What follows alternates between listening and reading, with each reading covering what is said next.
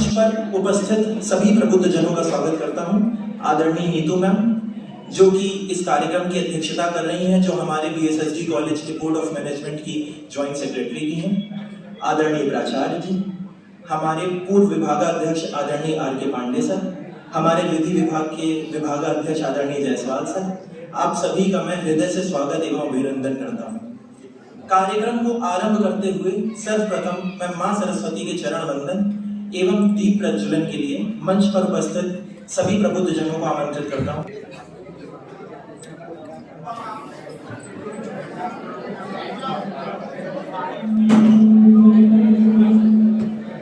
को आगे बढ़ाते हुए हम स्वागत श्रृंखला की ओर बढ़ रहे हैं। सर्वप्रथम मैं अमृता मैम को आमंत्रित करता हूं कि वो हमारी मुख्य वक्ता रिस्पेक्टेड अमृता मैम को पुष्प देकर उनका स्वागत करें।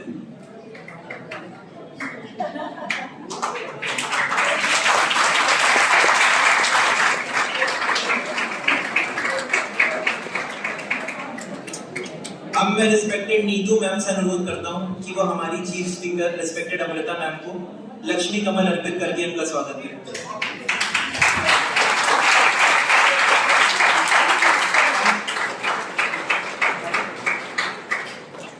आगे बढ़ते हुए मैं तृप्ति मैम को आमंत्रित करता हूं कि वो आदरणीय नीतू मैम को पुष्प देकर उनका स्वागत करें।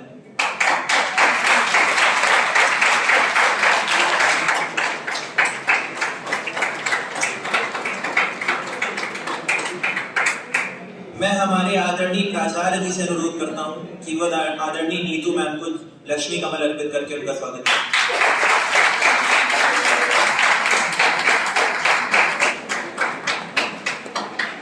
आगे बढ़ते हुए मैं राजेश सर को आमंत्रित करता हूं कि वो आदरणीय प्राचार्य जी को पुष्प देकर उनका स्वागत करें।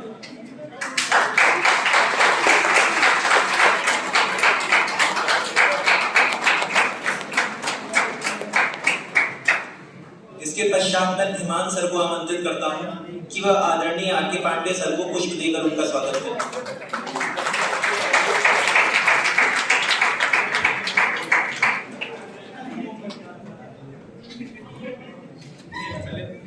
इसके पश्चात मैं प्रीति मैम को आमंत्रित करता हूं कि वो आए और हमारे विभाग के विभागाध्यक्ष आदरणीय जायसवाल सर को पुष्प देकर उनका स्वागत करें।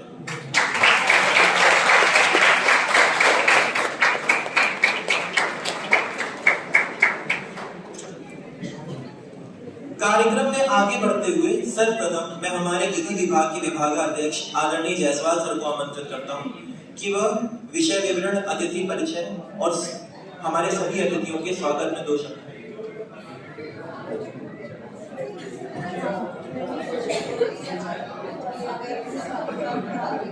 आप सभी को मेरा प्रणाम।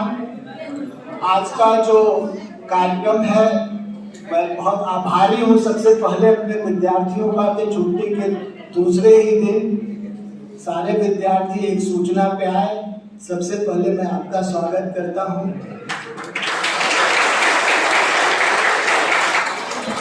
कार्यक्रम की अध्यक्षता कर रहे हैं प्रबंध समिति की ज्वाइंट सेक्रेटरी नीतू मैम, जो हमेशा से विधि विभाग के विद्यार्थियों के लिए कोई किसी भी तरह के इनिशिएटिव में सहभागी होती हैं, हमेशा प्रेरणा प्रदान करती हैं कि आप करिए। मैं आपका विधि विभाग में स्वागत करता हूं। कार्यक्रम की जो मुख्य वक्ता हैं, आप विधि विभाग की ही छात्रा, माननीय उच्चतम न्यायालय में आप एडवोकेट्स ऑन रिकॉर्ड हैं। आप में से बहुत सारे लोगों को पता नहीं होगा कि एडवोकेट्स ऑन रिकॉर्ड होते कैसे हैं। मैं प्रक्रिया पे बात नहीं करूंगा, लेकिन आप इतना जान लीजिए कि सुप्रीम कोर्ट में प्रैक्टिस करने के लिए एक परीक्षा पास करनी पड़ती है एडवोकेट्स ऑन रिकॉर्ड की। वो बहुत कठिन परीक्षा होती है। लॉ में बहुत सम्मानित माना जाता है वो व्यक्ति जो एडवोकेट्स ऑन रिकॉर्ड की परीक्षा पास करता है। तो आपका स्वागत है मैम। आप कई सालों से लगातार सुप्रीम कोर्ट ऑफ इंडिया में प्रैक्टिस कर रहे हैं, अलग अलग विषयों पे, सिविल लॉ के मैटर पे, क्रिमिनल लॉ के मैटर पे, मैट्रिमोनियल मैटर पे, महिलाओं के संदर्भ में। और आप जब भी कानपुर आते हैं तो अलग अलग विषयों पे, अलग अलग समाज के अलग अलग वर्ग के लोगों से मिलती हैं, अपना बात रखती हैं, उनको समझती हैं। आपका विधि विभाग में स्वागत है और आपके ही विभाग में स्वागत है। घनश्याम सिंह प्राचार्य जी, आप सभी परिचित हैं कि विधि विभाग में से उनका ज्यादा स्नेह है। हर कार्यक्रम का पूरा फीडबैक और पूरा रूपरेखा उनके द्वारा तैयार किया जाता है कि आपको कैसे कराना है। आपका स्वागत है सर। कार्यक्रम के में उत्सराते पांडे साहब जिन्होंने इन सारी चीजों की शुरुआत की थी विभाग में, उनका भी स्वागत है। अपने विधि विभाग के सभी साथियों का स्वागत है। उन्होंने पूरे विद्यार्थी उपस्थित हो यहाँ पे, उसके लिए एक अभियान चलाया। अमृता मैडम, उनका भी बहुत स्वागत है।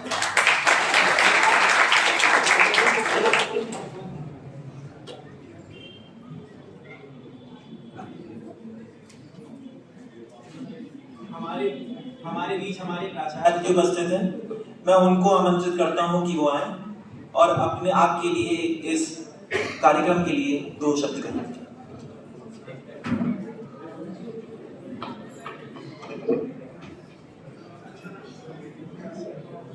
सम्मानित मंच पर हमारे प्रबंध समिति के संयुक्त सचिव आदरणीय श्रीमती नीतू सिंह जी, जिन्होंने जब भी विधि विभाग के लिए कोई अवसर आता है हम लोगों का तुरंत मार्गदर्शन करती हैं और हमेशा ये चिंता करती है कि हमारे विधि विभाग के बच्चों के उन्नयन के लिए कैसे यह किसी वक्ता को, किसी की कार्यशाला को कैसे आयोजित किया जाए।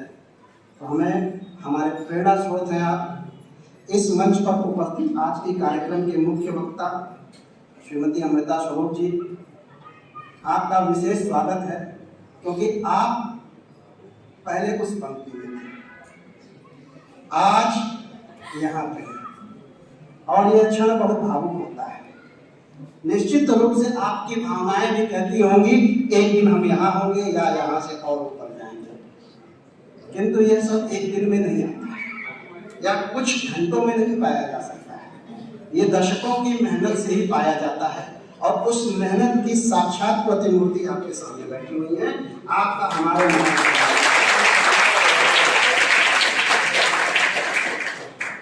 आके पांडे सर और अजय जी, आप लोगों की प्रेरणा से छात्र हमेशा जुड़े रहते हैं। एक बहुत ही रेलिवेंट टॉपिक आपके सामने आया, present future prospects of law education. बहुत ही रेलिवेंट टॉपिक है। आमतौर पे हम लोग लॉ को ये समझते हैं कि लॉ कर लेंगे, किसी कचहरी में प्रैक्टिस करेंगे, या लॉ कर लेंगे तो हमको कहीं पर किसी सरकारी कंपनी में या किसी प्राइवेट कंपनी में जॉब मिलेगी। लेकिन इसकी सैकड़ों डायमेंशन है, मैंने खुद ही सर्च किया, सैकड़ों डायमेंशन है जिस पर हमारे सामान्यतः लॉ के छात्र अनभिज्ञ हैं, उनको कुछ पता ही नहीं। सुप्रीम कोर्ट के अंदर 4-5 ब्रांचेस हैं जहां डायरेक्ट लॉ की परीक्षा होती है और लॉ के विद्यार्थी ही जाते हैं। यूपीएससी के द्वारा कई परीक्षाएं आयोजित की जाती है जिसमें केवल लॉ ही डिग्री मान्य है। उसके अलावा आपके जो रोजमर्रा की जिंदगी है, रोजमर्रा की जिंदगी में जितना स्वास्थ्य के लिए डॉक्टर जरूरी है उतना आपके जीवन की स्थिरता के लिए वकील भी जरूरी है। तो आपकी डिग्री इस देश के विकास के साथ साथ समाज के उन्नयन के लिए कैसे उपयोगी होगी, आज उसका एक रेखा चित्र आपके सामने आदरणीय अमृता स्वरूप जी प्रस्तुत करेंगी। क्योंकि लॉ सिर्फ एक डिग्री नहीं है, हमने पहले भी चर्चा की कि हम स्वतंत्रता आंदोलन से लेकर के और उसके बाद के तमाम विकास की धाराओं में देखते हैं, उसमें लॉ ग्रेजुएट्स या अधिवक्ताओं की भूमिका सर्वोपरि रही है और सबसे अग्रणी रही है। समाज का अगर कोई प्रखर चिंतक है तो वो हमारा अधिवक्ता समाज होता है। तो ऐसे समाज की एक प्रतिनिधित्व के तौर पर अमृता स्वरूप जी हमारे बीच उपस्थित हैं। बस आप लोगों से इतना निवेदन है कि अगले 1.5 घंटे आवाज नहीं आनी चाहिए, आप लोग किसी प्रकार की आपसी बातचीत नहीं होनी चाहिए, एकदम शांति से सुनिएगा, क्योंकि जितना सुनेंगे उतना ग्रहण करेंगे, जो आपके भविष्य के लिए मार्गदर्शक का काम करने वाला है। इन बातों के साथ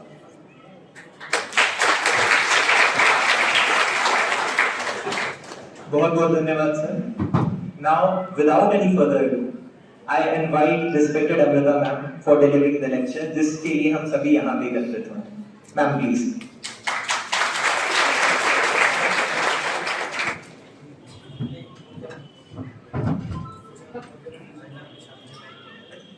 नमस्कार। 23 साल पहले PSSD कॉलेज से मैंने लॉ पास किया था। और मेरा एडमिशन दिल्ली यूनिवर्सिटी की लॉ कॉलेज में हो गया था। बट मेरे फादर की बिलीव थी कि वकालत सिर्फ एक काम और धंधा नहीं है, इसको करने का एक तरीका है और एक रिस्पॉन्सिबिलिटी है। रिस्पॉन्सिबिलिटी इसलिए क्योंकि वकील जो है वो डॉक्टर की तरह है, आपको समाज को वापस देना बहुत जरूरी है जो आपको मिला है।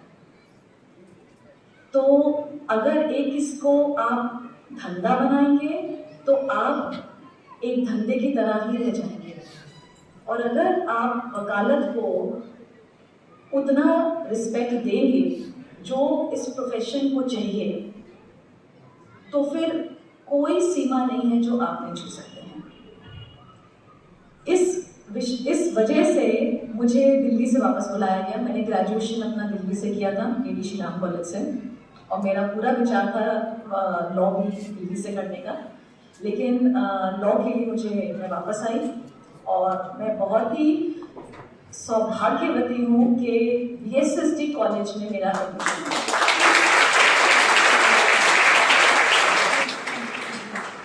इवनिंग क्लासेस होती थी VLSD कॉलेज स्कूल में उस समय पे, और वहाँ के टीचर्स ने मुझे इतना सहयोग दिया, इतना हेल्प किया, क्योंकि क्लासेस हिंदी में होती थी और मेरा मीडियम हिंदी नहीं था। तो उन्होंने स्पेशली एफर्ट करके मुझे हेल्प किया इंग्लिश में समझने का। उनको पता था कि मैं सुबह, मेरे फादर मुझसे काम कराते थे डिस्ट्रिक्ट कोर्ट में, तो वो लोग इंश्योर करते थे कि मेरी पढ़ाई बिल्कुल सफ़र ना करे। तो पूरा आज मैं जहाँ तक पहुँची हूँ उसका अगर मैं क्रेडिट 2 भागों में डिवाइड करूँ तो मेरे फादर 50% एंड 50% VSSD कॉलेज। इसलिए मैं यहाँ पे कभी भी, अगर आपको कभी भी किसी ऊंचाई पे पहुँचना है, आप अपनी कर्म भूमि मत भूलिएगा। ये कर्म भूमि है आपकी भी और मेरी रह चुकी है। लॉ पास करने के बाद सबसे इम्पोर्टेंट चीज़ क्या है, मैं पहले इसलिए आना चाहती हूँ। मुझसे मेरे फादर, मैं अपने घर में चौथी पीढ़ी हूँ वकील की। तो एक तरीके से आप ये कह सकते हैं कि मुझे कोई चॉइस ज़्यादा दी नहीं गई थी कि मैं कुछ और कर सकती हूँ। मुझसे बता दिया गया था कि मैं वकील ही बनूंगी। लेकिन जब मुझे पता चला था कि मैं वकील बन रही हूँ तो मुझे सिर्फ एक चीज़ पता थी कि मुझे सुप्रीम कोर्ट में ही जाना है। मैं कुछ और नहीं करना चाहती थी।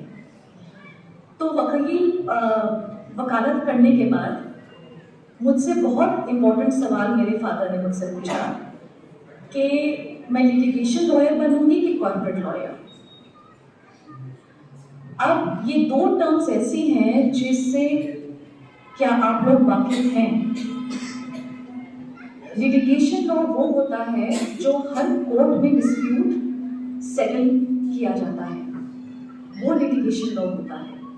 कॉर्पोरेट लॉ वो होता है जो आप कंपनीज के लिए करते हैं, उसमें आप कंपनीज के लिए एग्रीमेंट बना सकते हैं, कंपनीज को लीगल एडवाइस दे सकते हैं, कंपनीज का मर्जर एक्विजिशन कर सकते हैं, वो कॉर्पोरेट लॉ होता है।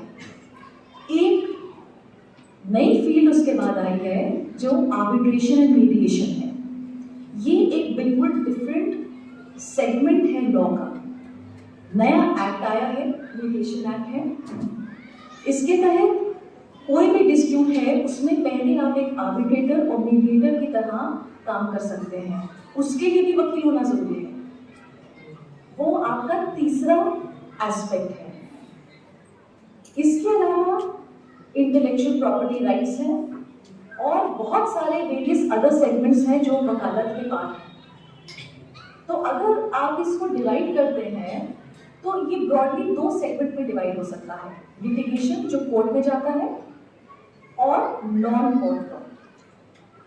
कोर्ट लॉ के लिए सबसे इंपॉर्टेंट चीज जो मेरी आप लोग सबको है, जो मेरे फादर ने जब मुझसे ये सवाल पूछा कि मैं लिटिगेशन में जाऊंगी कि कॉर्पोरेट में, क्योंकि मेरा मास्टर्स में लंदन में एडमिशन हो गया था और मैं जाके अपना मास्टर्स करना चाहती थी। उससे पहले मुझसे ये सवाल पूछा गया कि अगर लिटिगेशन लॉ करना है तो मास्टर्स की बहुत ही जरूरत नहीं है, क्योंकि आपको सिर्फ कोर्ट कानून सिखाती है और प्रोसीजर आप कोर्ट से ही सीखते हैं, कोई किताब आपको नहीं सिखा सकती। तो जब मेरा बहुत ही क्लियर माइंड था कि मैं लिटिगेशन लॉयर ही हूँ, मैं कॉर्पोरेट लॉयर नहीं अपने आप को देखती थी, क्योंकि मुझे पता था मुझे सुप्रीम कोर्ट में जाना है। तो ये जानने के बाद मुझे सबसे पहले डिस्ट्रिक्ट कोर्ट भेजा गया और 6 महीना क्लर्क के साथ मुझे काम कराया गया कि जब तक वो काम नहीं सीखोगी तब तक कोई आगे वकालत क्या सीखोगी। उसके बाद 3 साल डिस्ट्रिक्ट कोर्ट में मैंने काम किया। एक बार आपका डिस्ट्रिक्ट कोर्ट हो जाता है, क्योंकि सारा प्रोसीजर आपका डिस्ट्रिक्ट कोर्ट से होता है।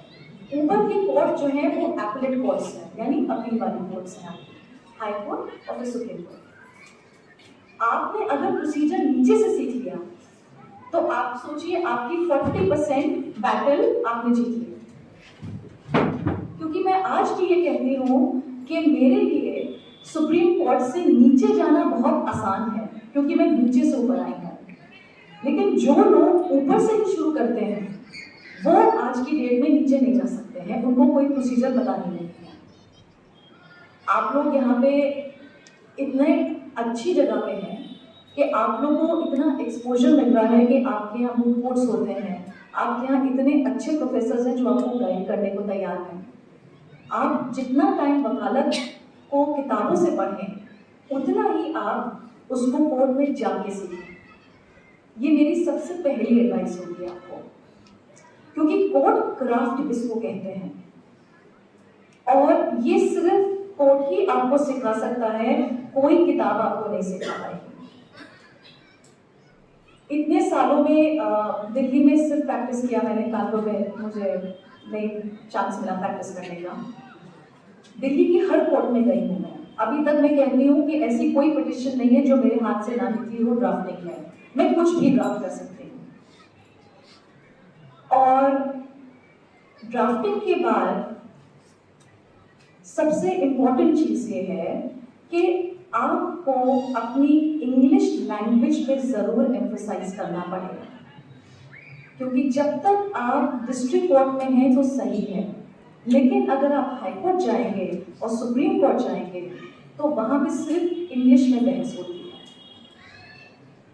क्योंकि सुप्रीम कोर्ट में हर जज हर डिफरेंट स्टेट से होता है। तो आपके पास एक जज गुवाहाटी का है तो एक जज तमिलनाडु का है। आप हिंदी में बहस कैसे कर सकते हैं? ना ही आप हिंदी में पिटिशन ड्राफ्ट कर सकते हैं।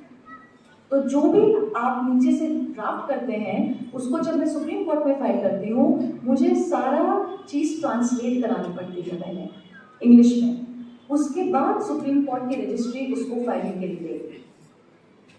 तो साथ साथ में ये एक प्रॉब्लम है जो जब मेरे पास इंटर्न्स आते हैं दिल्ली में जो यूपी से लॉ कर रहे होते हैं और उनको इंटर्नशिप करनी होती है दिल्ली में, हम लोग की ये दिक्कत ये है कि उन्होंने ड्राफ्टिंग हिंदी में सीखी होती है, हम लोग हिंदी में ड्राफ्टिंग नहीं करते हैं। इस वजह से बहुत कम इंटर्न्स यूपी से हम लोग अपने ऑफिस में रख पाते हैं।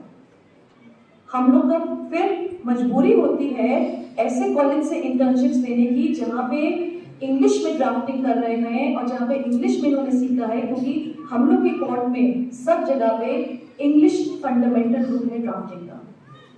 भले आप हिंदी में पढ़ें लेकिन अपनी तरफ से साइड में प्लीज इंग्लिश की लॉ किताबें जरूर पढ़ते रहें।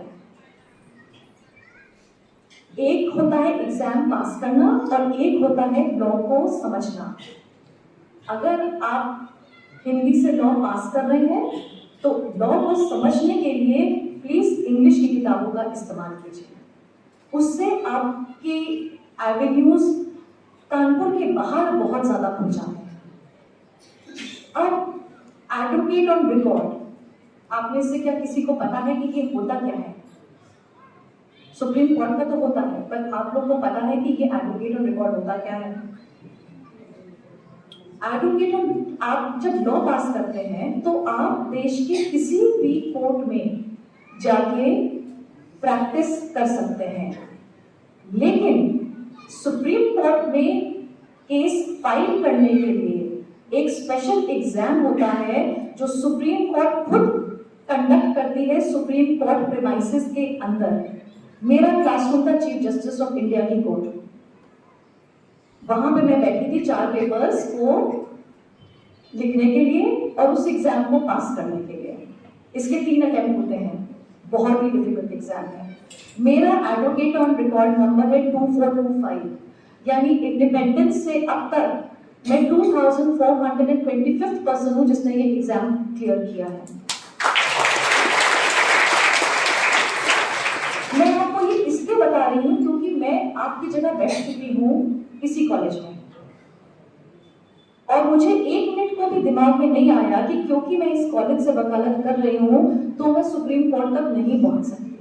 ये ख्याल मुझे कभी आया ही नहीं, और इसलिए मैं आज यहां खड़ी हूं आपके पास, क्योंकि मैं आपको बताना चाहती हूं कि एक स्तर के बाद आप अगर अपने काम में इतने अच्छे हो जाते हैं, आपसे कोई नहीं पूछेगा कि आपने वकालत किस कॉलेज से करी। एक नेशनल लॉ स्कूल और एक बीएसएसडी कॉलेज, दोनों में कोई फर्क नहीं होगा। सिर्फ फर्क आपकी मेहनत का है, और ये प्रोफेशन ऐसा है जो बहुत मेहनत कराता है।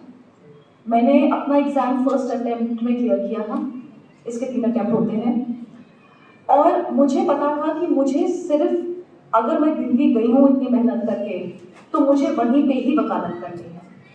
सारा कोर्ट मैंने किया, सब जगह का एक्सपोजर दिया, नॉलेज बढ़ाई मैंने, लेकिन मैं बहुत ही क्लियर थी कि मुझे सुप्रीम कोर्ट में AOR ही बनना है, क्योंकि उससे ऊपर या तो आप जज होते हैं या सीनियर एडवोकेट होते हैं।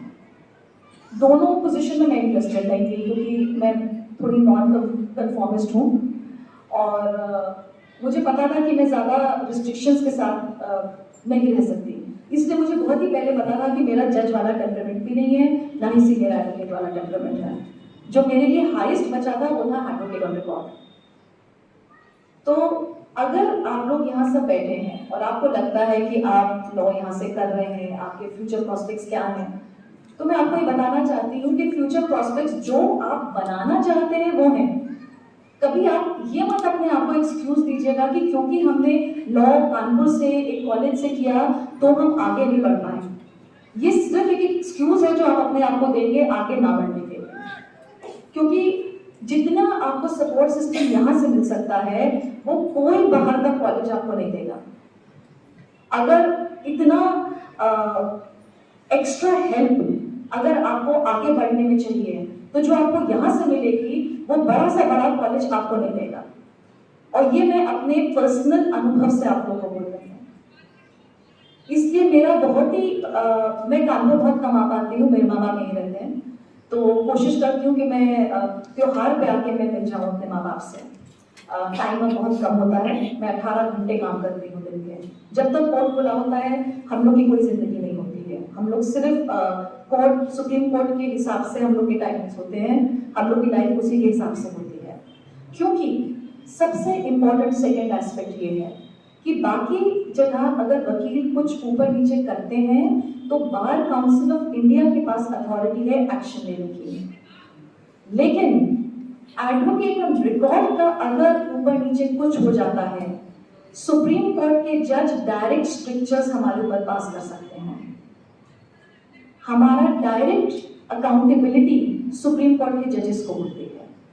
इसलिए हम लोग बहुत कम रिस्क लेते हैं कोर्ट के डेट्स के हिसाब से, कोर्ट की प्रोसीडिंग के हिसाब से हम लोग बहुत कम रिस्क लेते हैं।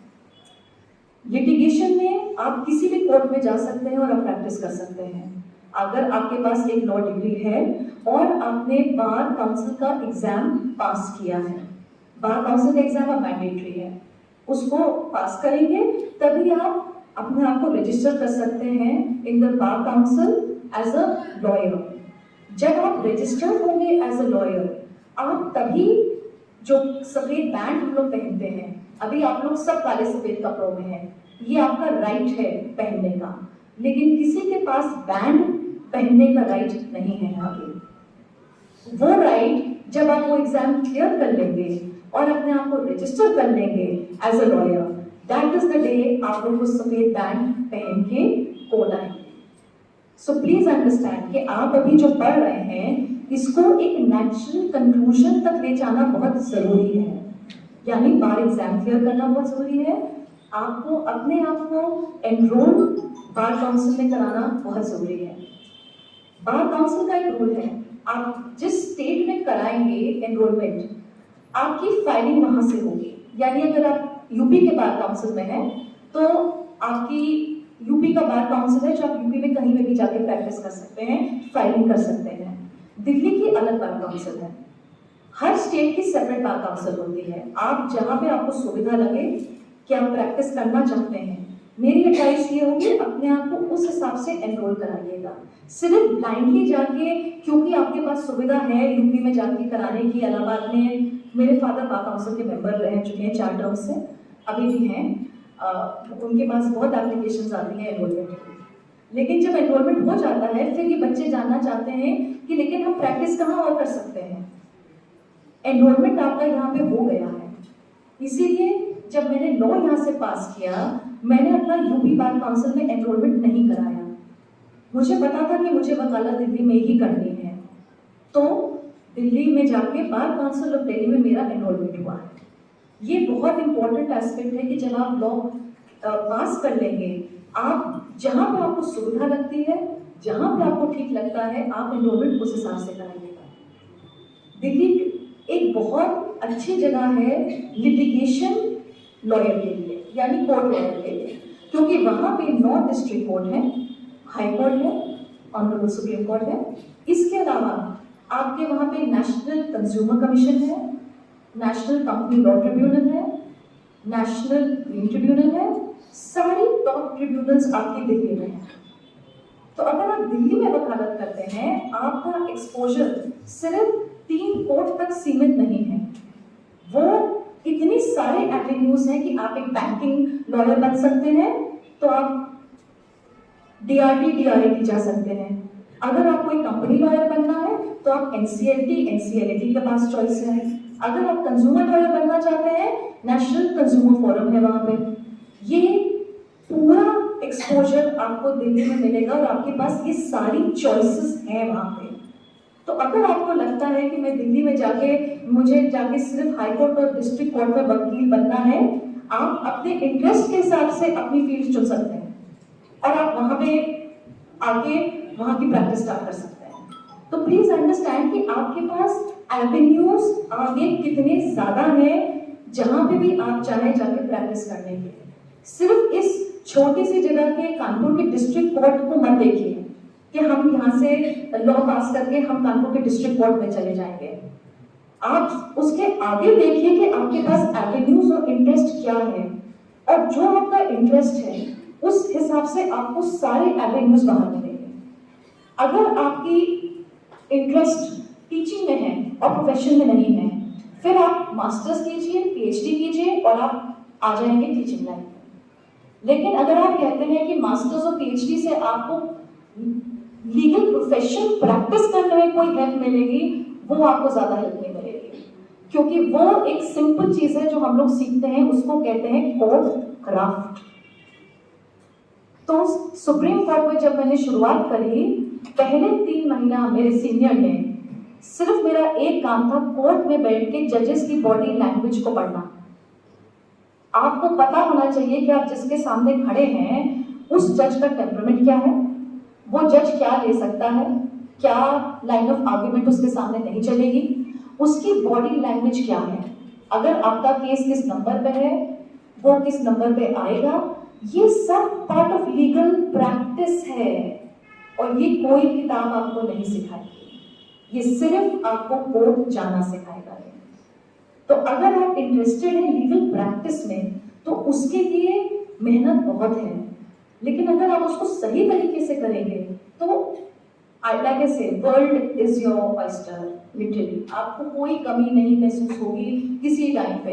अगर कोई मुझसे आ जाके कह दे कि हमको दिल्ली में कोई वकील बता दो जिसके पास काम नहीं है, तो मैं नहीं बता सकती हूँ। अब जब से मैं आपको एक सिंपल चीज बता रही हूँ, जब से मैंने एडवोकेट ऑन रिकॉर्ड का एग्जाम क्लियर किया, मेरे पास बिल्कुल समय नहीं था किसी और कोर्ट में जाने का। उसके लिए क्या किया? उसके लिए मैंने एक एक कोर्ट के लिए वकील ढूंढे जो मेरा काम फिर भी उन कोर्टों में करते रहेंगे। प्रेफरेंस मैं यूपी के लॉयर्स को ही देती हूँ। मेरी कोशिश ये होती है कि अगर आपका थोड़ा सा इंग्लिश का बेस है तो मेरी प्रेफरेंस यही होती है कि मैं यूपी का कोई लॉयर है उसको हेल्प करता हूँ। और एक एक कोर्ट में फिर हम लोग ने लॉयर्स को अप्रोच किया, हमने बिठाया, हमने रखा, जिससे कि कोई कोर्ट मिस ना हो, कोई काम मिस ना हो। एंड आप सोचिए कितने लॉयर्स हैं जो इस वक्त एंगेज्ड हैं सिर्फ अलग अलग कोर्ट में प्रैक्टिस करने के लिए।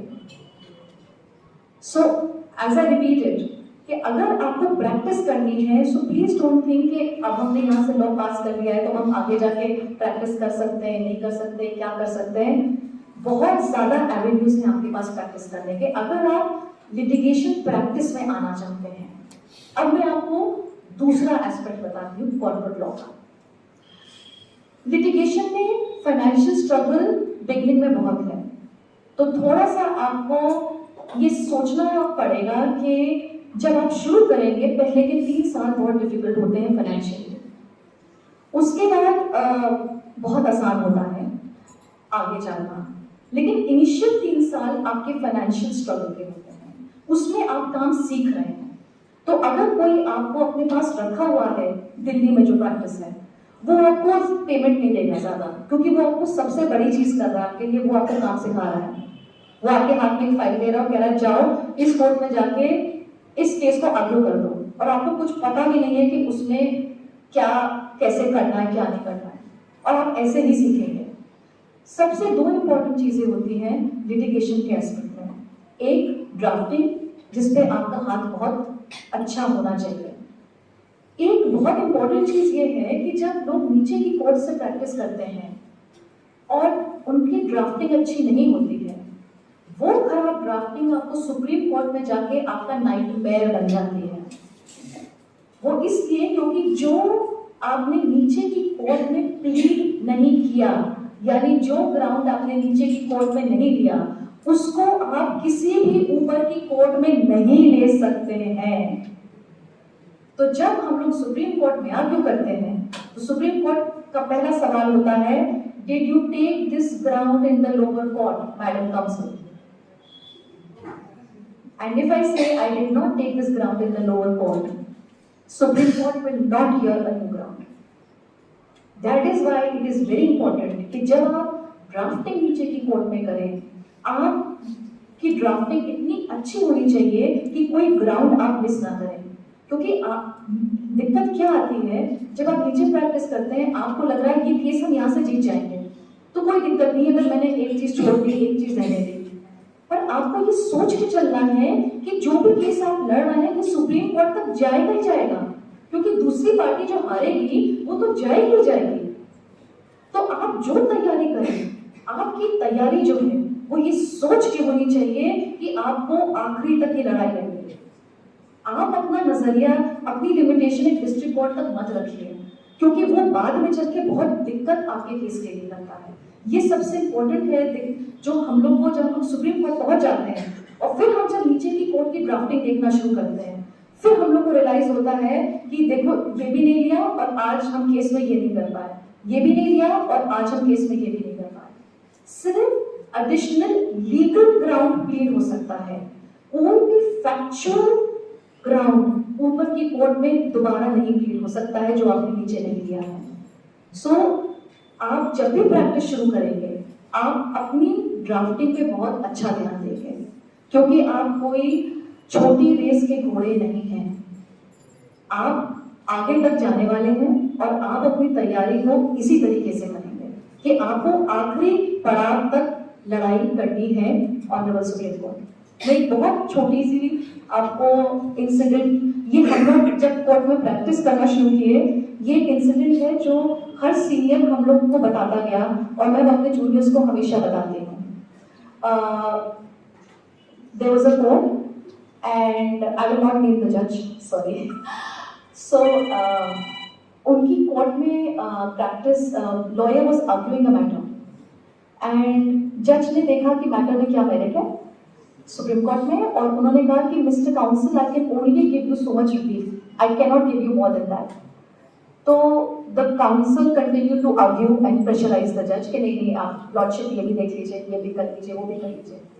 जज साहब ने फिर कहा कि नहीं, हम आपको नहीं दे सकते हैं, हम आपको सिर्फ इतना दे सकते हैं, इससे ऊपर का आप डिजर्व नहीं करते हो। काउंसिल ने फिर आर्ग्यू किया। नाउ कोड क्राफ्ट यहाँ पे था कि काउंसिल को पता होना चाहिए था कि फुल स्टॉप कब करना है। That is code craft. Council ने फिर प्रेशराइज करा ऑनरेबल लॉर्डशिप को। जज साहब ने काउंसिल को एक बहुत इंपॉर्टेंट लाइन बोली, जो हम लोग को पीढ़ी दर पीढ़ी वो लाइन हम लोग को सुनाई जाती है जब हम लोग सुप्रीम कोर्ट में वकालत शुरू करते हैं। द जज told the council that Mr. Counsel, if I dismiss this case now, above me there's only God, and that is Supreme Court. अगर ये केस आपने यहाँ से हार दिया, above that there's only God. The Prime Minister can do nothing, the Parliament can do nothing, nobody can do anything about it. And that is the responsibility you carry of the profession. कि जब आपका client आपके पास आता है, वो सब कुछ खोने के कगार पे होता है, एंड आपको अपना बेस्ट एफर्ट डालना है, बिकॉज अगर वो सुप्रीम कोर्ट से हार गया, then there's only God who can save him. And that is a legal responsibility we all carry in this profession. So the least you can do आप जब ये प्रोफेशन में एंटर करें, to be honest to your client. अगर आप fees लें तो please cases में अपीयर कीजिए। ये सिस्टम मत अपने आप को एक धंधे की तरह इसको मत ट्रीट कीजिए कि आपने फीस ले ली और आप गायब हो गए। क्लाइंट वेट कर रहा है, कोर्ट में कोई नहीं पहुंचा। आपने फीस ले ली, आपको ड्राफ्टिंग करनी थी, आपने कट कॉपी पेस्ट इंटरनेट से निकाला, एक चेक दिया आपने और काम हो गया, काम हमारा। अगर आप इसको इस तरीके से ट्रीट करेंगे, ये प्रोफेशन भी आपको ऐसे ही ट्रीट करेगा। जो आप देंगे वो आपको यही वापस मिलेगा। आप इसको रिस्पेक्ट दीजिए, आपको रिस्पेक्ट वापस मिलेगा इसमें। और हमेशा याद रखिए कि जो क्लाइंट आपके पास आ रहा है, उसके पास आप लोग के अलावा कोई और एवेन्यू नहीं बचा है, इसलिए you should give your best shot when a client is concerned. Now जब लिटिगेशन है, उसका मैंने आपको दो मेन सबसे पहला एस्पेक्ट ड्राफ्टिंग बताया है। इसका सेकंड मोस्ट इंपॉर्टेंट एस्पेक्ट है आर्ग्यूइंग अ केस।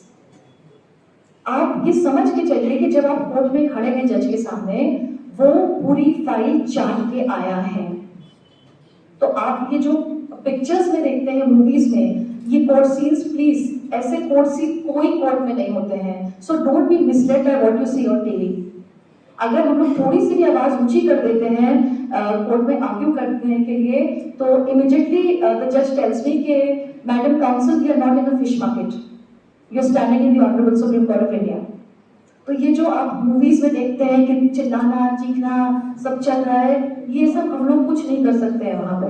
हम लोग को बहुत ही आराम से बैठ के हम लोग को केस आर्ग्यू करना पड़ता है वहां पे।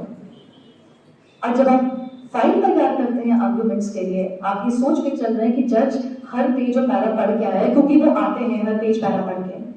तो जब मैं केस की तैयारी करती हूँ आर्ग्यूमेंट के लिए, उस समय पे सबसे इंपॉर्टेंट चीज होती है कि मुझको पता होना चाहिए कि मेरे फेवर में क्या क्या है।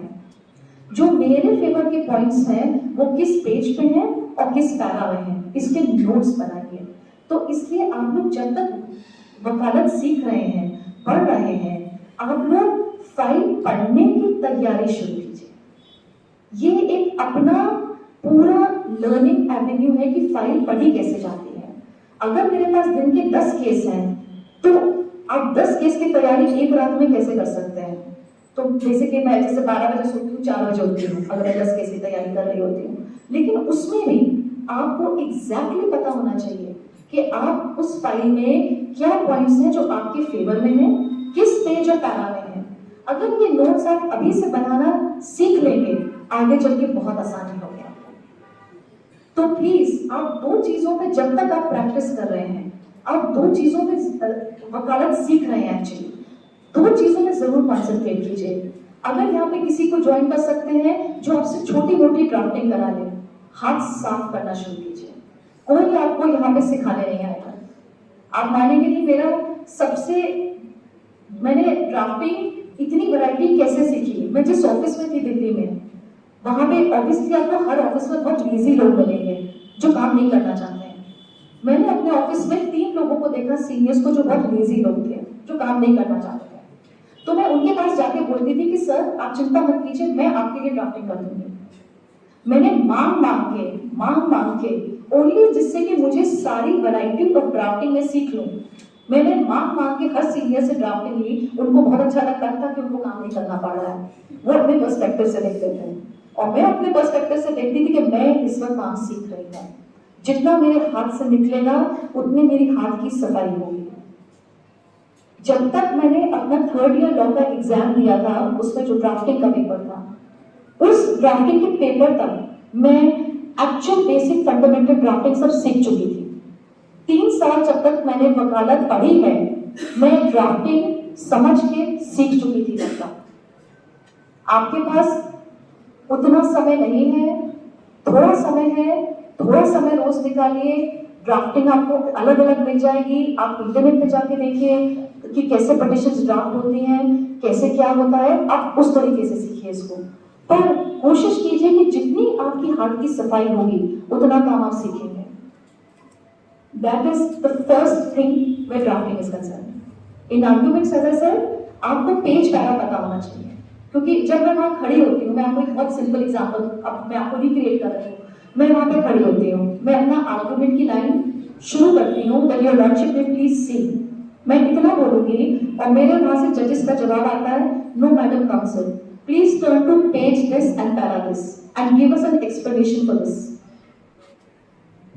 तो दूसरा पार्ट है आर्गुमेंट का, आपके अगेंस्ट क्या क्या है आप उसको देखेंगे और उसकी क्या एक्सप्लेनेशन है, उसके नोट्स बना के साथ लेके जाएंगे। तो अब आपके नोट्स जो है वो 2 तरीके से बनते हैं जब आप आर्गुमेंट करने जाते हैं कोर्ट में। पहली चीज होती है कि आपके पॉइंट्स क्या क्या फेवर में है, और दूसरी चीज है कि आपके अगेंस्ट क्या क्या है और आपका एक्सप्लेनेशन क्या है।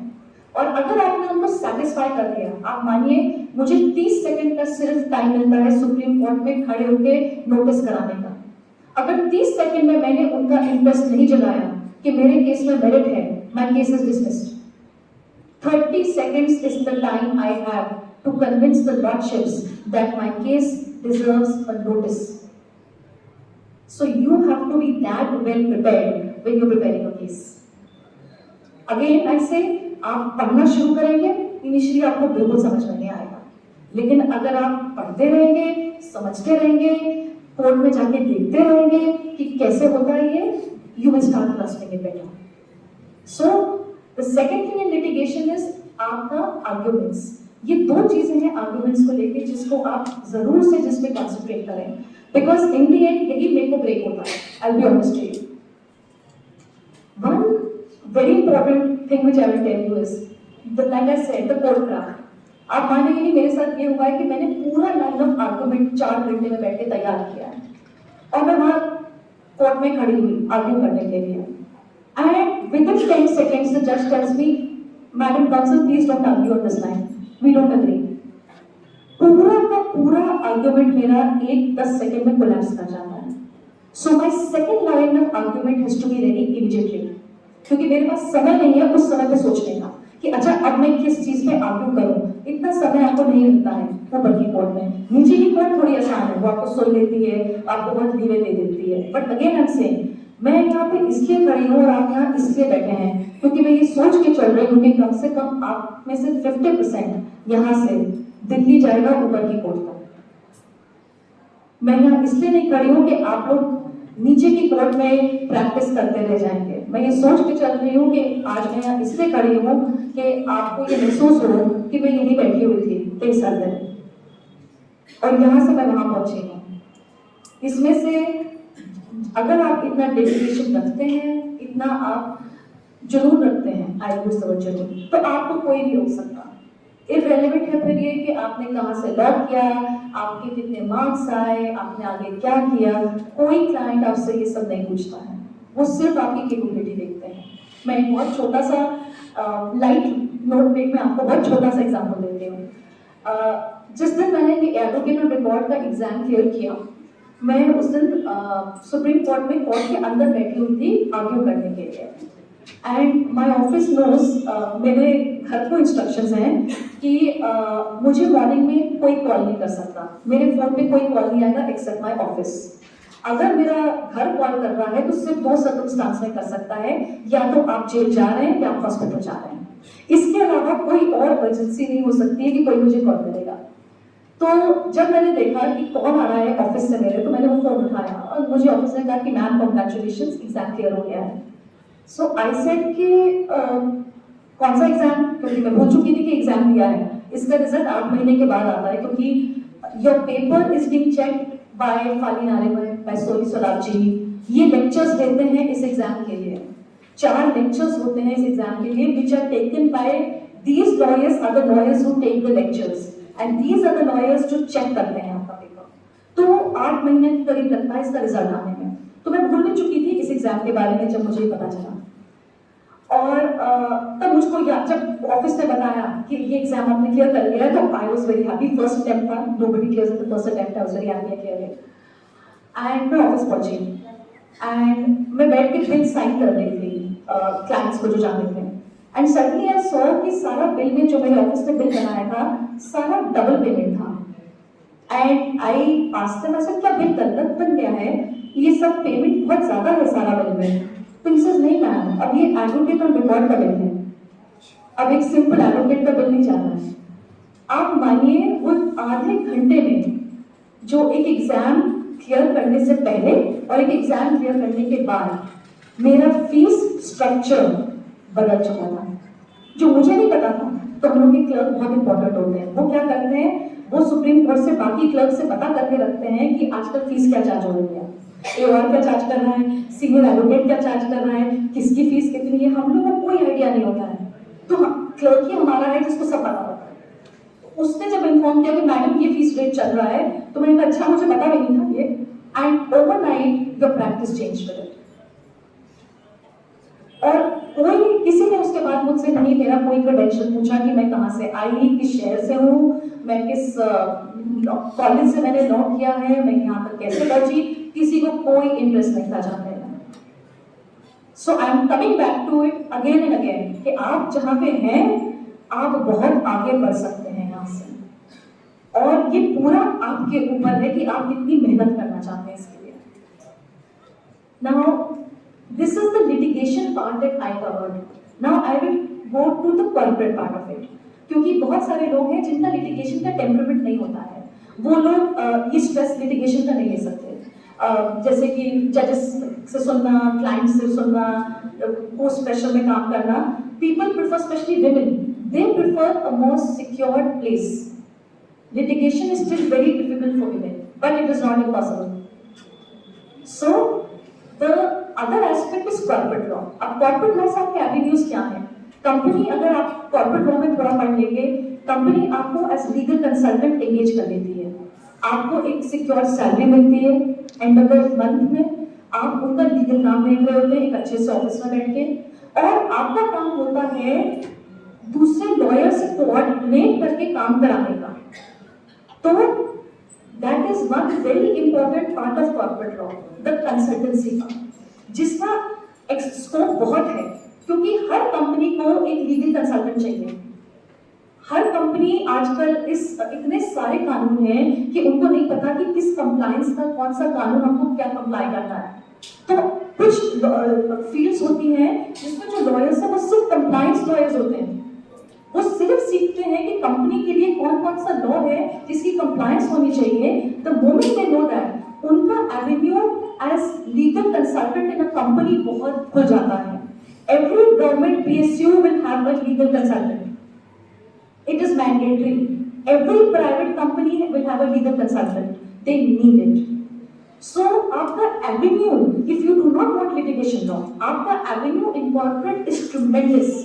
अगर आपको सिर्फ एक अच्छा सा 9 to 6 जॉब चाहिए, सैलरी चाहिए एंड ऑफ द मंथ, आपको ज्यादा सरदर्दी लेने की कैपेसिटी नहीं है, तो this is a very very good Avenue which you can explore. Again इसमें आपको जैसे कि कंपनी लॉ पता होना चाहिए, इनकम टैक्स एक्ट आपको पता होना चाहिए। ये वाले कुछ एक्ट्स हैं, अगर इस पर आप कॉन्सेंट्रेट करते हैं, आपका एवेन्यू फॉर कॉर्पोरेट लॉ बहुत खुल जाता है। So if you ever decide that that is the line you want to go into, these are the laws which is better for you to start concentrating on already. This is the primary thing. Now, apart from this, company law, corporate law also includes intellectual property rights, जिसका आजकल बहुत ज़्यादा scope है, क्योंकि हर चीज जो है वो IPR या पेटेंट में आ रही है। इसकी पूरी अलग लॉ की लाइन है, इसमें आप कोर्ट में नहीं है, आप एक इंटेलेक्चुअल प्रॉपर्टी राइट लॉयर हैं जिसका काम है एक कंपनी का लोगो प्रोटेक्ट करने का, एक कंपनी का नाम प्रोटेक्ट करने का, एक कंपनी की रेसिपी प्रोटेक्ट करने की। That is the work you are doing and then you are specialising in the IPR law with it. So अगर आप नॉर्मल वाले में नहीं जाना चाहते हैं, आप इंटेलेक्चुअल प्रॉपर्टी में जाना चाहते हैं, that's again corporate law and that is one segment of it. The third most important segment which I learned as I went was a basic corporate law जहाँ पे हर कंपनी को एक अग्रीमेंट ड्राफ्ट करने के लिए चाहिए होता है। अब आप ये समझ लीजिए, रेस्टोरेंट खुला, एक अग्रीमेंट आ गया आपके पास, आपने कॉर्पोरेट लाइन पे साइन कर दिया, उस अग्रीमेंट में सारी लायबिलिटी जो है वो आपके क्लाइंट के ऊपर आ गई और क्लाइंट को पता भी नहीं है कि उनकी लीगल लायबिलिटी और उसके कॉन्सिक्वेंसेस क्या है। तो जब मैंने शुरू किया, मैं प्योरली लिटिगेशन लॉ में थी। फिर मेरे कुछ क्लाइंट्स आए जिन्होंने कहा कि we wanted to do the corporate work also, क्योंकि हम लोग किसी को ट्रस्ट नहीं कर पा रहे हैं, आप हमारा कॉर्पोरेट काम भी प्लीज देखिए, अग्रीमेंट्स का काम सारा।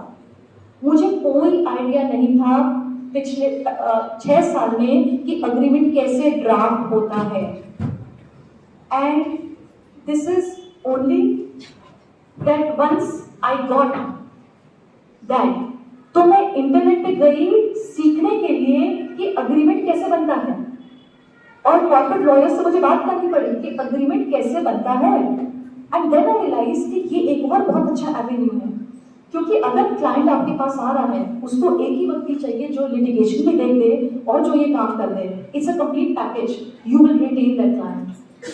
मैंने पूरा 6 साल की वकालत के बाद मैंने कॉर्पोरेट सीखना शुरू किया, एंड I learned कि basic agreement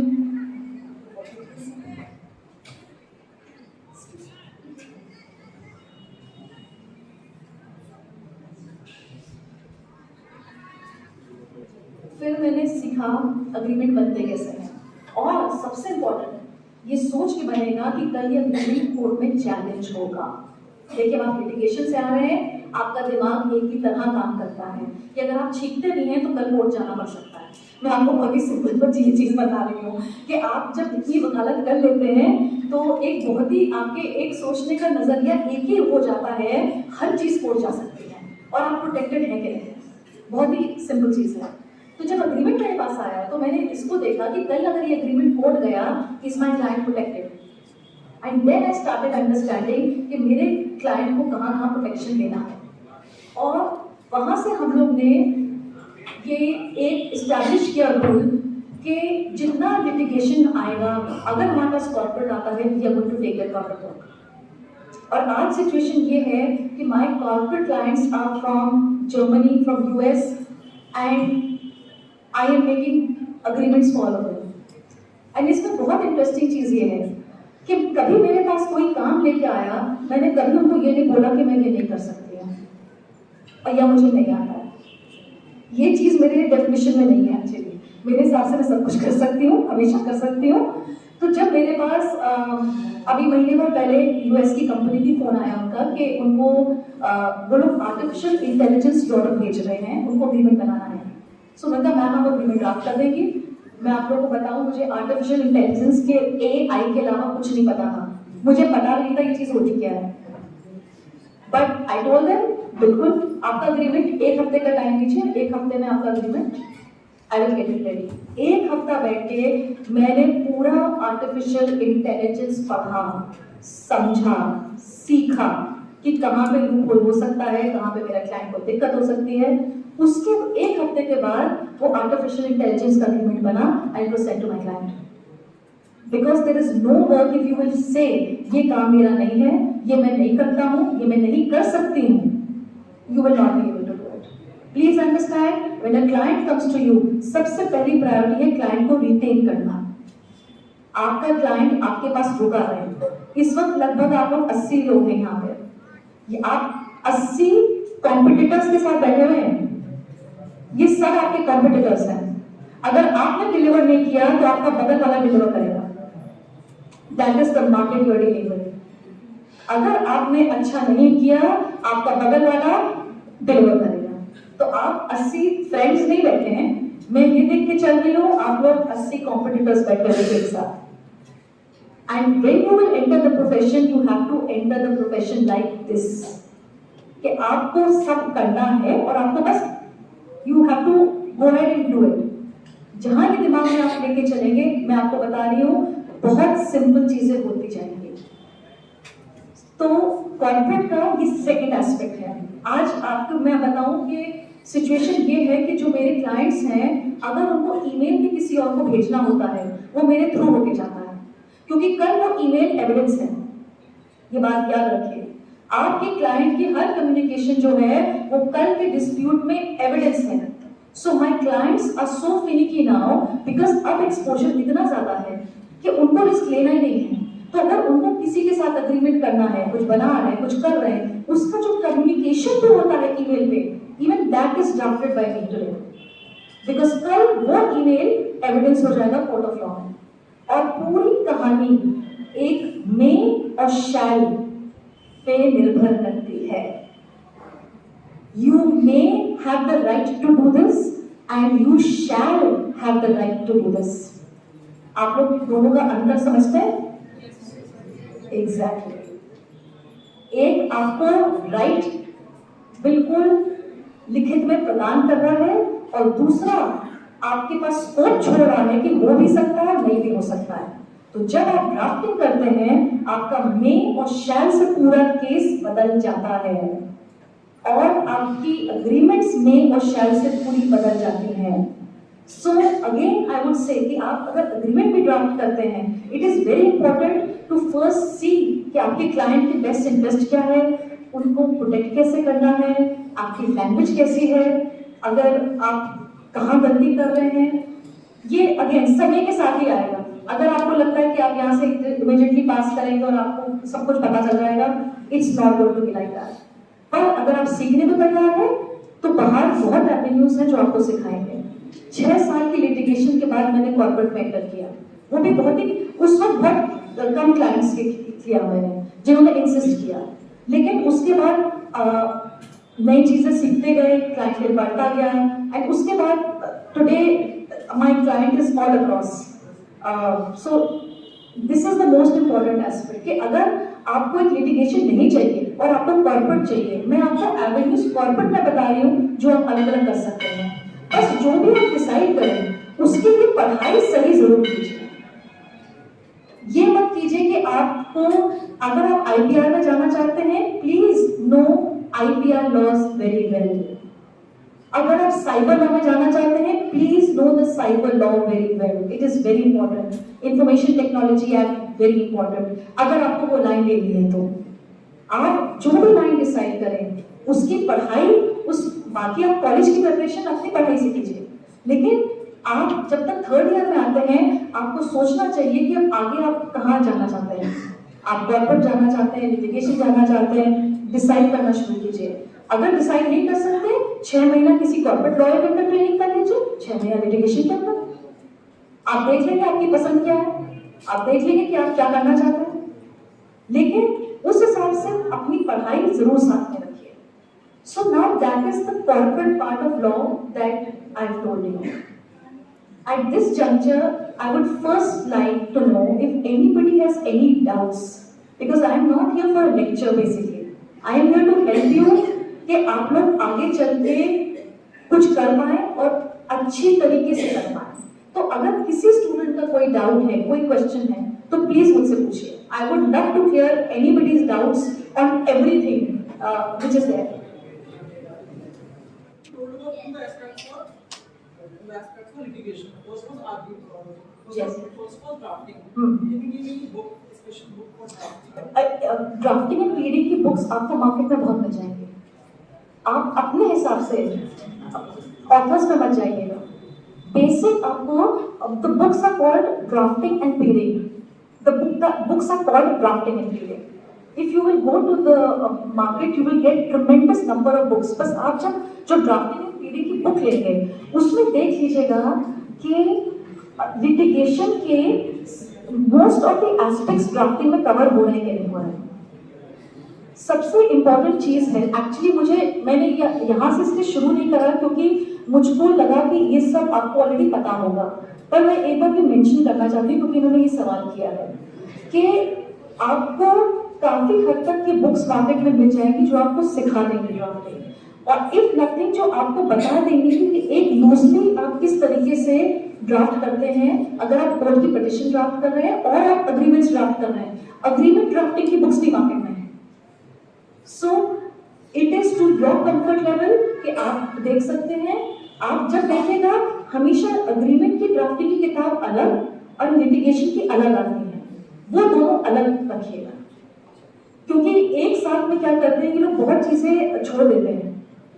so stick to one maybe, but उसको देखिएगा लिटिगेशन की पीरिंग की ड्राफ्टिंग की वो किताब है. It will cover most of the aspects of drafting in that.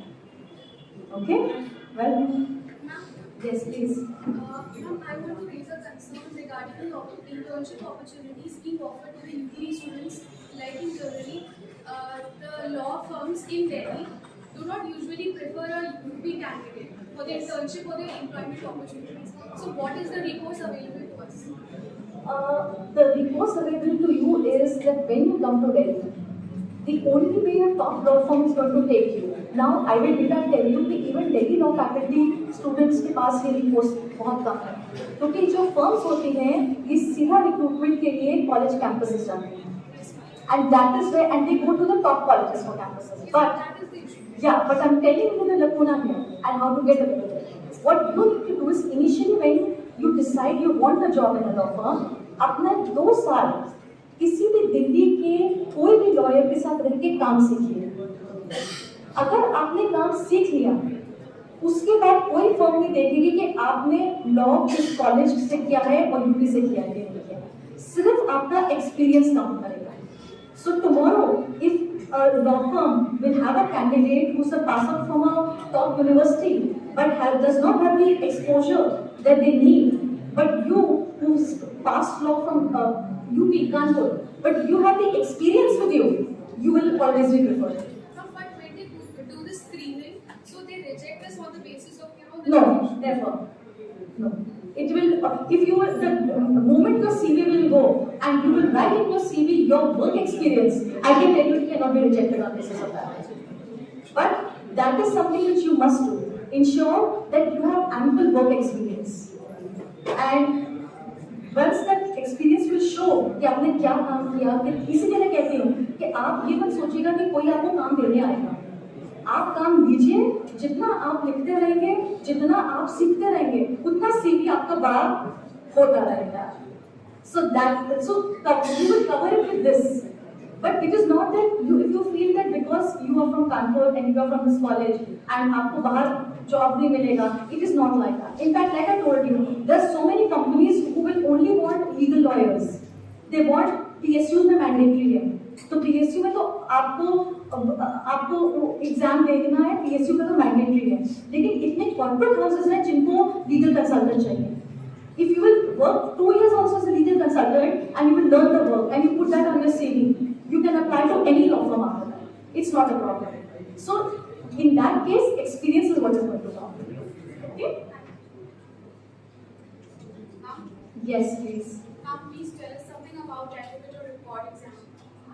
Okay, I like that. So advocate or record exam is, you cannot give it once you pass law. It's not allowed. Advocate और record exam का form भरने के लिए आपको 4 साल की वकालत होनी चाहिए, 1 साल की ट्रेनिंग होनी चाहिए under another advocate on record who has been an advocate on record for 10 years. और वो एक्सपीरियंस सर्टिफिकेट वो एडवोकेट ऑन रिकॉर्ड देगा कि 1 साल की ट्रेनिंग हमारे साथ की है, यानी लॉ पास करने के 5 साल के बाद आप क्वालिफाइड होते हैं इस एग्जाम में बैठने के लिए. उसके बाद आप अगर ये 4 साल की प्रैक्टिस आपने कर ली और फिर आपने EOR के अंदर ट्रेनिंग कर ली, देन उसके बाद you will fill the form to sit for the exam. There are 4 papers in this. There's a drafting paper. There is constitutional law. The most important part of this paper are the top judgments of Honorable Supreme Court from independence to now, which are 83 judgments, जब तक मैंने पढ़ाई करी थी, which have shaped your rights and fundamental rights. You must know those judgments because that's part of the paper. And the 4th paper is legal ethics, which you will be studying in your law also, legal ethics. ये 4 papers का EOR का exam होता है. So just to sit for the exam, आपकी 4 साल की वकालत होनी चाहिए और 1 साल की training under another advocate on record who has 10 years of practice as an advocate on record. That's how you sit. Okay. Anybody else I can help with anything? Okay. I will not take so much of your time because I think you're very restless also. So what I want to do is एक बहुत important fundamental चीज़ जो मुझको लगा होगा बैठे आपको पता होगा, लेकिन सरप्राइजिंगली मुझे बहुत जब मेरे पास आते हैं लोग मुझे ये रियलाइज होता है कि एक इम्पॉर्टेंट एस्पेक्ट है जो वो जिस पे कॉन्सेंट्रेट नहीं करते हैं. वो ये है कि जब आपके पास क्लाइंट आता है और वो कहता है हमारी ये दिक्कत है, आप बताइए कि हम क्या कर सकते हैं. आपको पता होना चाहिए कि कौन से कोर्ट में क्या फाइल होता है. अगर ओरिजिनल साइट का प्रॉपर्टी डिस्प्यूट है वो कभी भी सुप्रीम कोर्ट में और इलाहाबाद हाई कोर्ट में फाइल नहीं हो सकता. वो ओरिजिनल साइट है जुरिसडिक्शन. तो वो एक बहुत बहुत इंपॉर्टेंट एस्पेक्ट है और वो ये है कि जब आपके पास कोई आए और आपसे अपनी लीगल प्रॉब्लम बताए, आपको जब लीगल एडवाइस देनी है आप किसी क्लाइंट को गलत एडवाइस नहीं दे सकते हैं कि वो किस कोर्ट में जा सकता है. आप मानने के लिए जब मेरे पास लोग आते हैं कि मैडम हमको सुप्रीम कोर्ट में बेल डालनी है, मेरा पहला सवाल ये होता है आपने नीचे डाली थी क्या? बोले नहीं. हमने कहा हाई कोर्ट में डाली थी क्या? बोले नहीं. हमने कहा हम डाल सकते हैं सुप्रीम कोर्ट में पर आप अपना पैसा मेरे ऊपर वेस्ट कर रहे हैं, क्योंकि सुप्रीम कोर्ट छूटते ही पहले ये बोलेगा आप नीचे की कोर्ट में क्यों नहीं गए, नीचे की कोर्ट से आप ऊपर आइए. And this is because the clients have been misled by lawyers who do not know that first which court you have to approach in the event if there's a problem. तो जब आप ये law पढ़ेंगे उसमें ये बहुत important aspect है कि आप जुरिसडिक्शन जरूर देखें कि किस कोर्ट का क्या है. That is extremely important when you will be studying this. तो एज आई टेल यू कि लिटिगेशन में अगर मैं बोलती हूँ कि आर्ग्यूमेंट्स है, ड्राफ्टिंग है, उसका तीसरा सबसे important pillar is the jurisdiction. कौन सा केस किस कोर्ट में दायर हो सकता है ये जानना बहुत जरूरी है. जब तक आपकी क्लैरिटी इस पे नहीं होगी आप अपने क्लाइंट का बहुत समय और पैसा वेस्ट करेंगे. मेरी ये बहुत आदत है, शायद मैं इसलिए बहुत ही रिच लॉयल्टी बन पाई कि जब क्लाइंट मेरे पास आता है तो उसको मैं बहुत ही स्ट्रेट में बता देती हूँ कि इस केस में कितना दम है. अगर इसमें ज्यादा दम नहीं होता है तो मैं क्लाइंट को बता देती हूँ कि आप अपना पैसा वेस्ट कर रहे हैं. उसके बाद भी क्लाइंट कहता है मैडम हम फिर भी ट्राई करना चाहते हैं, तो आप कर लीजिए ट्राई.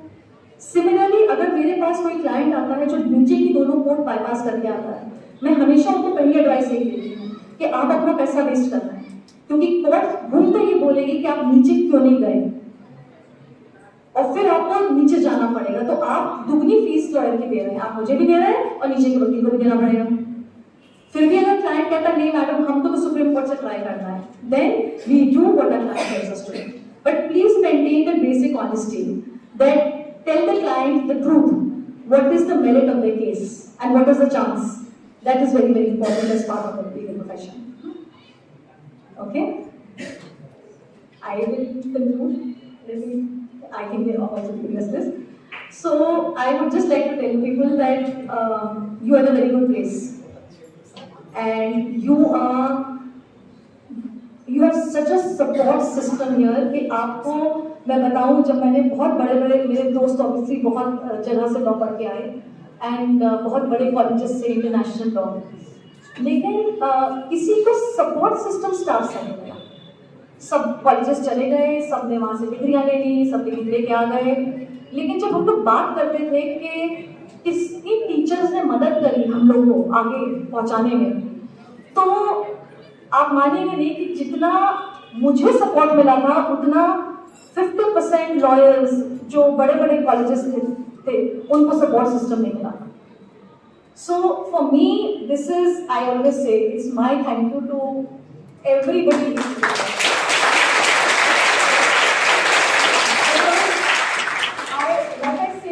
कि 50% जो श्रेय है मैं जहाँ पहुंची हूँ वो इन लोगों का है। Privilege for me to be coming from this college. Like I say, ये कर्मभूमि है, आपकी कर्मभूमि यहाँ से शुरू होती है। अगर आप ये बात याद रखेंगे तो I can tell you, you can't go wrong. You can never go wrong in the profession. तो इसलिए आप लोग बहुत अच्छी जगह में हैं, आपको बहुत लोग हैं यहाँ पे जो आप लोगों को ऊपर तक पहुँचा सकते हैं। मुझे पहुँचाया तो आपको भी पहुँचा सकते हैं। I am a standing example of that. But I hope कि इससे आज मेरे बोलने से आप लोगों ने कुछ सीखा हो, कुछ समझा हो, कुछ क्लैरिटी आई हो, and I hope to see all of you in Delhi practicing in Supreme Court if that's how it goes. I will take that.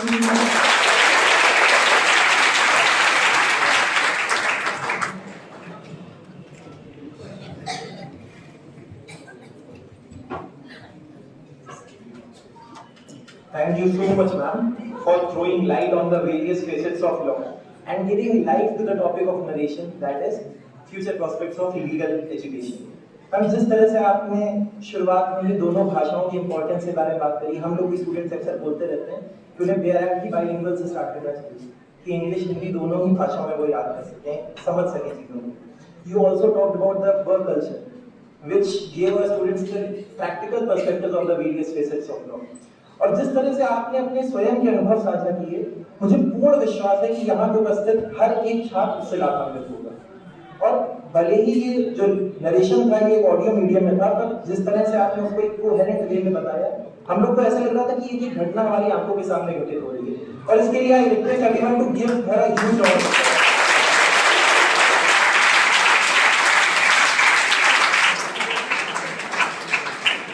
कार्यक्रम में आगे बढ़ते हुए अब मैं हमारी कार्यक्रम की अध्यक्षता कर रही हमारी आदरणीय नीतू मैम को आमंत्रित करता हूं कि वो आए और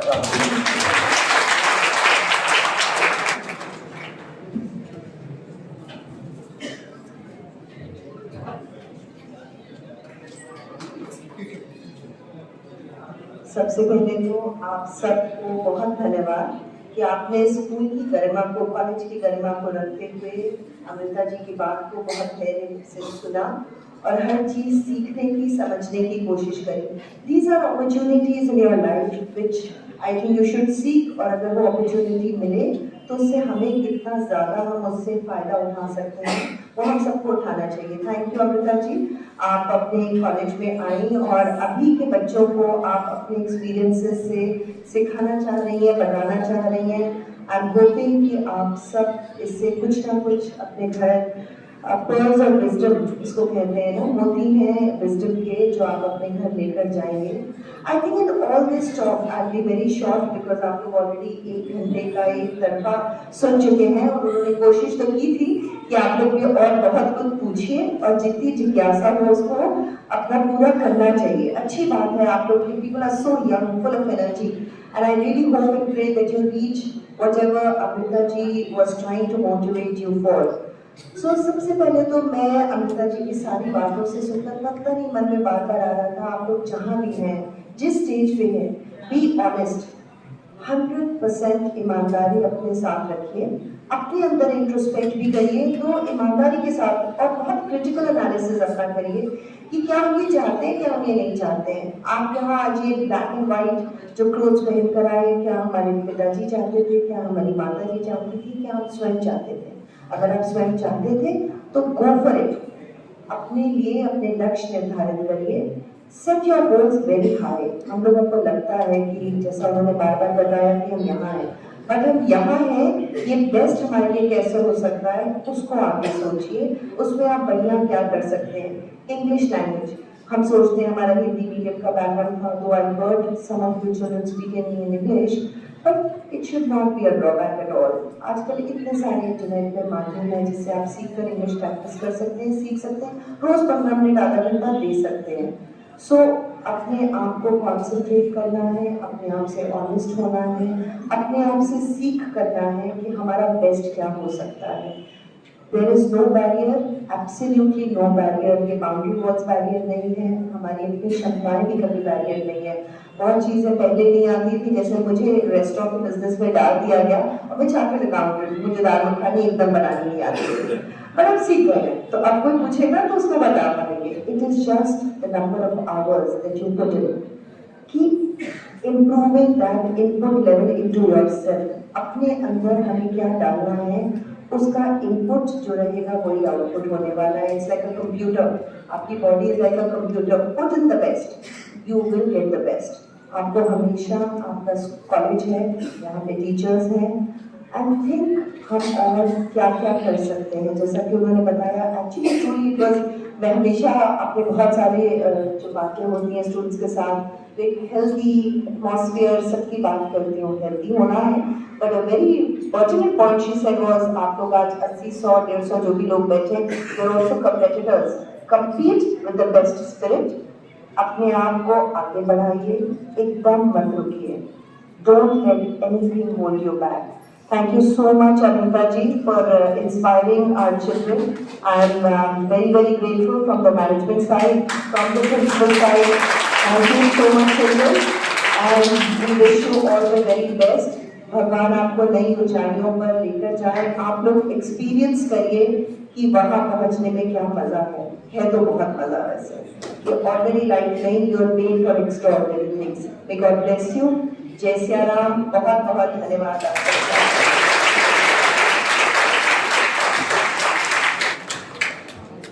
Thank you so much, ma'am, for taking out time from your busy schedule and addressing the students. Thank you, ma'am. Thank you once again.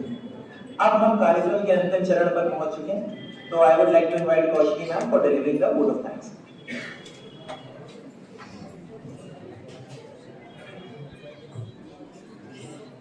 Thank you, Bharat sir, for inviting me to deliver a vote of thanks.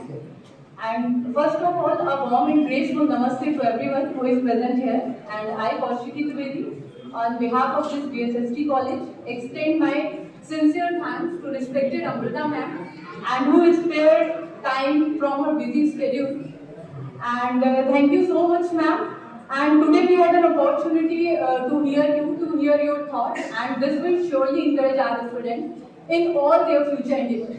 And not only encourage, ना ही ये encourage करेंगे हमारे students को, बल्कि उनको जीवन में आगे बढ़ने और भविष्य में हमेशा सही मार्ग का चुनाव करने में सहायता करेंगे।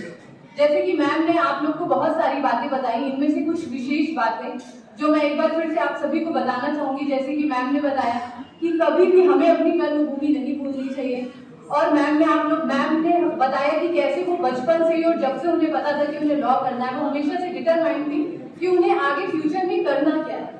और मैम ने जैसे आप लोग को बताया कि हमेशा आप लोग को अपनी इंग्लिश को हमेशा इम्प्रूव रखना है, ताकि आगे के भविष्य में आप ही के लिए बहुत ज्यादा लाभदायक सिद्ध होगा।